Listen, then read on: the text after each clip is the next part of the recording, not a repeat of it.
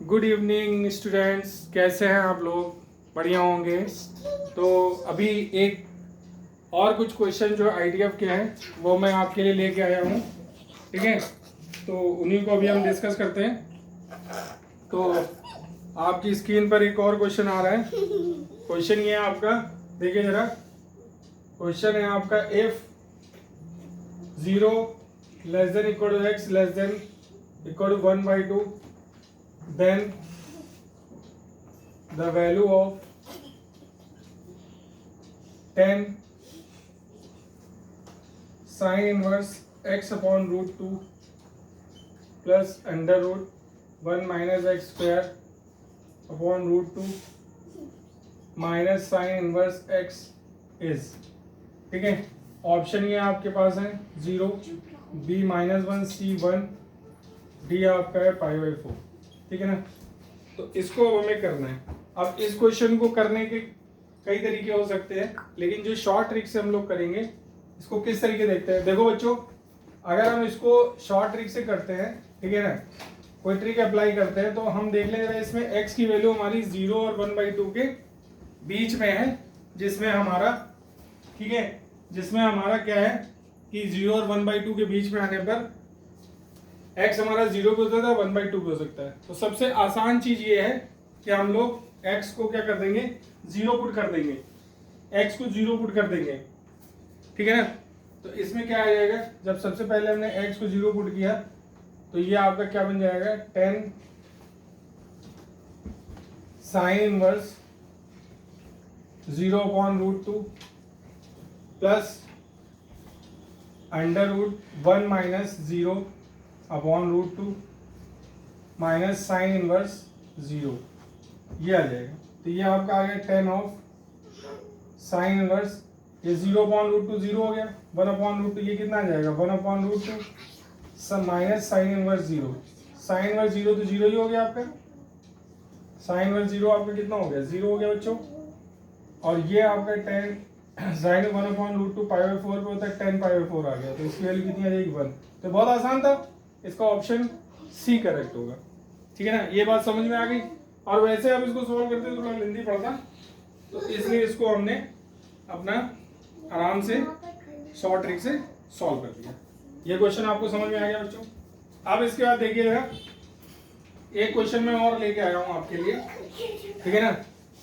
देखिए next question जो है आपकी स्क्रीन पर आ रहा है।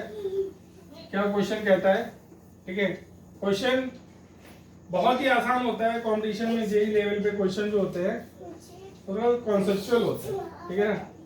तो बहुत ज्यादा कैलकुलेशन नहीं करना है, बस ट्रिक लगानी है और क्वेश्चन सॉल्व हो जाएगा। जैसे x square plus y square, if x square plus y square plus z square is equal to k square, then the value of tan inverse x y upon z k plus tan inverse x z upon y k plus tan inverse z y upon x k is equal to a is equal to π/2, b is equal to pi, c is equal to 3π/2, D option है आपका 0। देखिए इसको हम किस तरीके से इसका solution करते हैं शॉर्ट ट्रिक से। क्वेश्चन बच्चों आपने देख लिया, x square plus y square plus z square is equal to k square, ठीक है। तो हमको इसका वैल्यू फाइंड आउट करना है। अब देखिए इसमें सबसे आसान तरीका तो ये है कि इसमें आप x equal to y equal to z equal to 1 put कर दिए, तो फिर आपका के स्क्वायर किसके इक्वल आ जाएगा, के square 1 square plus 1 square plus 1 square, मतलब के स्क्वायर आ गया रूट के स्क्वायर 3 आ गया, के का वैल्यू आ गया √3। ठीक है बच्चों।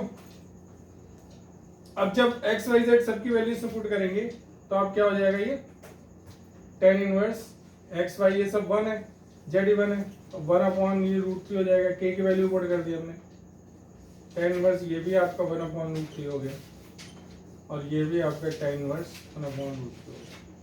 ये आपका 3 टाइम tan इनवर्स 1/√3 आ गया।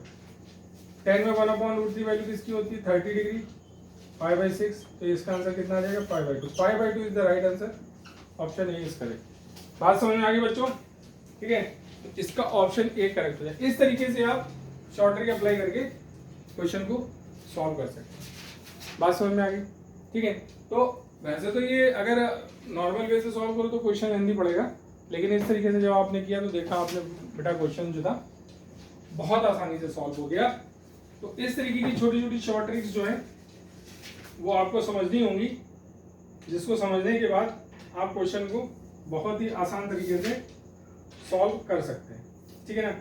अब इसी में देखिए जरा एक और क्वेश्चन मैं आपको बताना चाहता हूँ। जैसे मान लीजिए इसको मैं हटा दे रहा हूँ, बच्चों इसको नोट कर लिया होगा आपने, इसको मैं रब कर दे रहा हूँ। देखिए एक क्वेश्चन और आ रहा है आपकी स्क्रीन पर। ठीक है, क्वेश्चन क्या है? देखिए क्वेश्चन ये है कि गिवन है आपका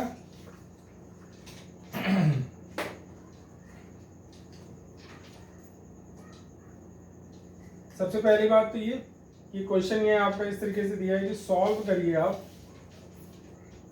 cos inverse x√3 plus cos inverse x is equal to π/2, ये गिवन है। देन सॉल्व करने का मतलब कि x की वैल्यू हमें फाइंड आउट करनी कितनी होगी। ऑप्शन हमारे पास 4 दिए हैं, -1/2, b 1/2, c आपका 0 और d आपका 1। अब ये बहुत आसान क्वेश्चन है, ठीक है ना? इसमें हम x को क्या पुट करना है, x को कोई सी एक वैल्यू लेके पुट करके देख लीजिए इसको सॉल्व करके। अब जैसे मान लीजिए इसमें ये 4 ऑप्शन है, तो इसको आप पुट करके भी देख सकते हैं किसके लिए π/2 हो रहा है। -1/2 पुट करेंगे तो ये π/2 नहीं होगा। अगर x को 1/2 पुट करेंगे तो cos इनवर्स क्या हो जाएगा, √3/2 प्लस cos इनवर्स 1/2। तो cos की वैल्यू √3/2, ये तो आपको पता ही है, 30 डिग्री मतलब π/6 और हाफ, तो ये 60 डिग्री π/3। 6 एलसीएम ली है यहाँ पे 2π, तो 3π/6 मतलब ये तो बहुत आसान हो गया कि मतलब π/2। ठीक है, आ रहा है? तो इसका मतलब बी ऑप्शन रखने पे आपने देखा कि क्वेश्चन ये बहुत आसानी से सॉल्व हो जाता है। इस तरीके से आप इसको सॉल्व कर सकते हैं। बात समझ में आ गई? ठीक है ना बच्चों? अब जैसे एक क्वेश्चन और आ रहा है, मान लीजिए क्वेश्चन यहाँ पे ये गिवन है। क्वेश्चन अगर आपके पास ये गिवन है कि if tan inverse x plus tan inverse y plus tan inverse z is equal to 3π/4, then find the value of x y plus y z plus z x। ठीक है, और option हमारा उसमें दिया है कि इसकी वैल्यू जो होगी 3 के इक्वल होगी, 2 के इक्वल होगी, -3 के या फिर -2। अब देखिए इसको शॉर्ट ट्रिक से हम कैसे करेंगे।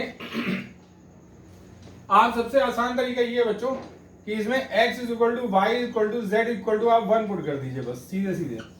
ठीक है, तो आप देखिए इसमें tan inverse 1 plus tan inverse 1 plus tan inverse 1, ये π/4 प्लस π/4 प्लस π/4, तो ये 3π/4 आ रहा है जो कि उसके इक्वल आ रहा है। इसका मतलब एक्स वाई जेड आपका 1 हो जाएगा।